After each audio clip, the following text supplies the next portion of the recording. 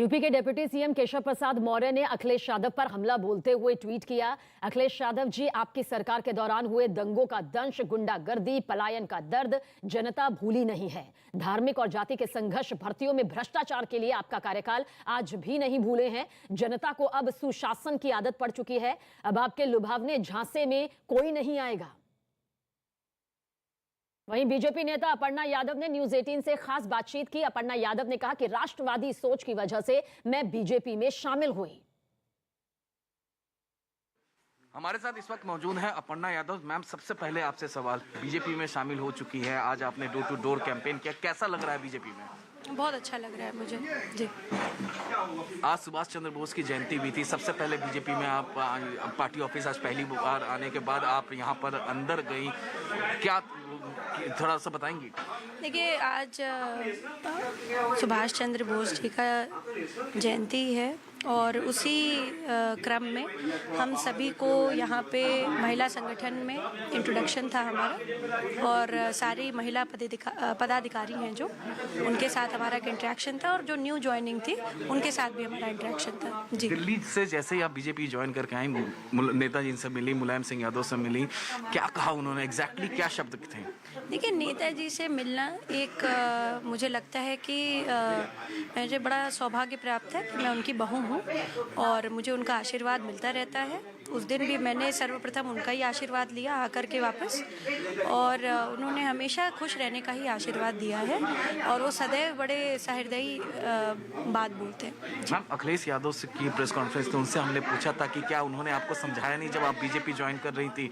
तो उन्होंने कहा कि उन्होंने खूब आपको समझाया। क्या उन्होंने आपको समझाया था कि बीजेपी मत ज्वाइन करो? देखिए, मेरे वो बड़े हैं, और पारिवारिक जो रिश्ता है हमारा वो एक अपनी जगह है। मैं भारतीय जनता पार्टी राष्ट्रवाद की वजह से जुड़ी हूँ। आदरणीय प्रधानमंत्री जी और हमारे प्रदेश के जो यशस्वी मुख्यमंत्री जी हैं, उनके कार्यप्रणाली से मैं बहुत बहुत ज़्यादा प्रभावित हूँ, और इतना काम किसी भी प्रदेश की सरकार ने नहीं किया जितना भारतीय जनता पार्टी की सरकार ने किया है, इसमें कोई दो राय नहीं है। तो एक तरफ बीजेपी की महिला ब्रिगेड ने लखनऊ में डोर टू डोर कैंपेन किया और बीजेपी के लिए वोट मांगा।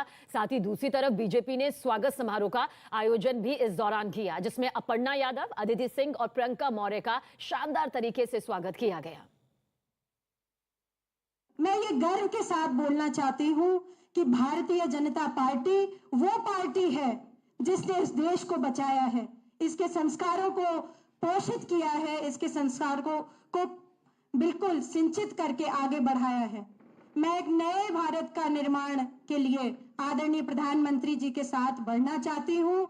इस नए भारत में आदरणीय योगी जी के साथ मैं चाहती हूँ कि मुझे भी रंग भरने का अवसर मिले।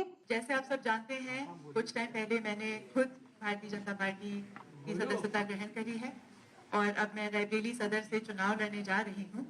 और अगर बात महिलाओं की करें तो अमूमन मैं क्षेत्र में भी यही कहती हूँ, आज भी यही कहूंगी कि बीजेपी की जो भी योजनाएं रही हैं, जो पॉलिसीज रही हैं, चाहे वो उज्ज्वला योजना हो, चाहे वो इज्जत घर जो बने हैं, चाहे वो जो कॉलोनीज आ रही हैं महिलाओं के नाम पे आ रही हैं, चाहे वो डबल राशन की योजना हो जो अब आज की तारीख में हमारे सभी ग्रामीणों को 80% लोगों को निःशुल्क राशन मिल रहा है महीने में 2 बार, चाहे वो जो भी योजना हो, मैंने देखा है कि इससे ज्यादा महिला सेंट्रिक योजनाएं कभी भी किसी सरकार ने नहीं दी। मैं आशा करती हूँ कि पूरी मेहनत से, पूरी लगन से, आप लोगों के सहयोग से माननीय योगी जी, माननीय मोदी जी के नेतृत्व में मेहनत से कार्य करेंगे।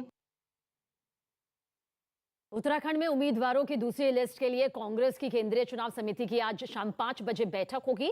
उत्तराखंड के बाद पंजाब के उम्मीदवारों के लिए भी बैठक में मंथन किया जाएगा। उत्तराखंड और पंजाब के लिए कांग्रेस की पहली लिस्ट सामने आ चुकी है। उत्तराखंड के लिए कांग्रेस 53 उम्मीदवारों की पहली सूची और पंजाब के लिए 86 उम्मीदवारों की पहली सूची जारी कर चुकी है। उत्तराखंड में 14 फरवरी को, जबकि पंजाब में 20 फरवरी को वोटिंग होगी।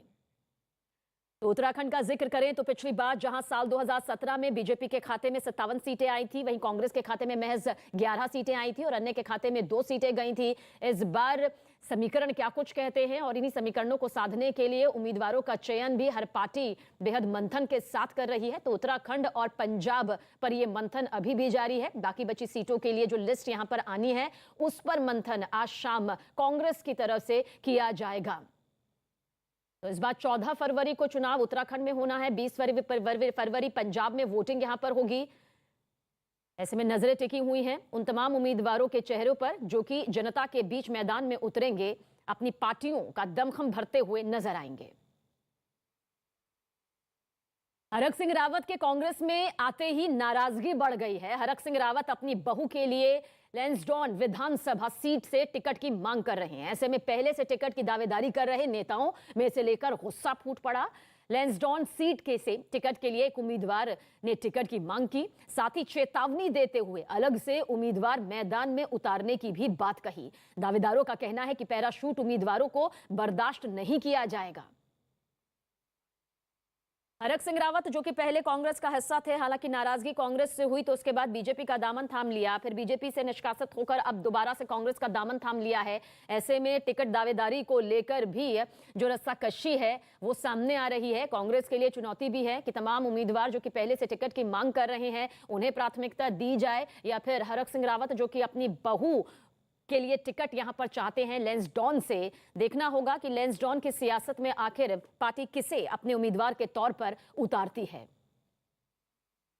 लोगों ने दावेदारी की थी 12 लोगों ने, आज हम लोग कोटद्वार में यहाँ एकत्रित हुए और हम आप लोगों के माध्यम से वहाँ अपने प्रदेश नेतृत्व को और राष्ट्रीय नेतृत्व को ये मैसेज पहुँचाना चाहते हैं कि हम सब लोग हरक सिंह रावत और उनके पुत्र वधू के खिलाफ हैं। हम में से जो हम 12 दावेदार हैं, किसी को टिकट दिया जाएगा तो हम लोग लैंसडौन से जो है कांग्रेस के प्रत्याशी को जितवाने के लिए प्रतिबद्ध हैं और उनको विधानसभा में भेजने का काम करेंगे।